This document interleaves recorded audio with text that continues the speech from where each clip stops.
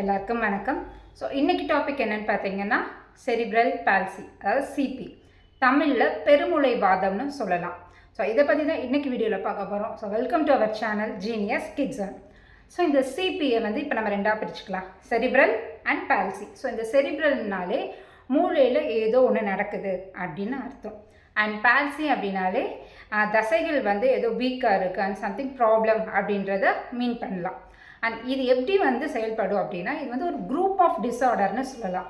இது எதை அஃபெக்ட் பண்ணுன்னு சொல்லி பார்த்தோன்னா, ஒரு பர்சன் இருக்காங்கன்னா அவங்களோட எபிலிட்டி இருக்கு இல்லையா, அதாவது எபிலிட்டி டு மூவ்னு சொல்லலாம், அதாவது நகரும் திறன், அந்த பேலன்ஸை மெயின்டைன் பண்ணுறதுனாலையும் சரி, இல்லை அவங்க தோரணையிலையும் சரி, இதை அஃபெக்ட் பண்ணும். சிம்டம்ஸ்லாம் என்னன்னு சொல்லி பார்த்தோம் அப்படின்னா, சில பேருக்கு பார்த்தீங்கன்னா தசைகள் ரொம்ப இறுக்கமாக இருக்கும், ரொம்ப வலிமையாக இருக்கும், நம்மளால் இப்படி வளைக்க கூட முடியாது. ஸோ அந்த மாதிரி இருக்கும் கை கால்கள்.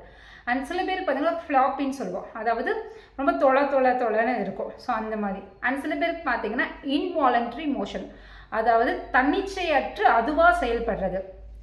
ஃபார் எக்ஸாம்பிள் சொல்லணும்னா, இப்போ நம்ம மூச்சு விடுறது, இப்போ நம்ம ஹார்ட் பீட் துடிக்குது இல்லையா, ஸோ இதெல்லாம் அதுவாக எப்படி ஒர்க் ஆகுது. ஸோ அதே மாதிரி நம்ம தசைகள் அதுவாக வேலை செய்யும், டக்குன்னு துடிக்கிறது இந்த மாதிரி.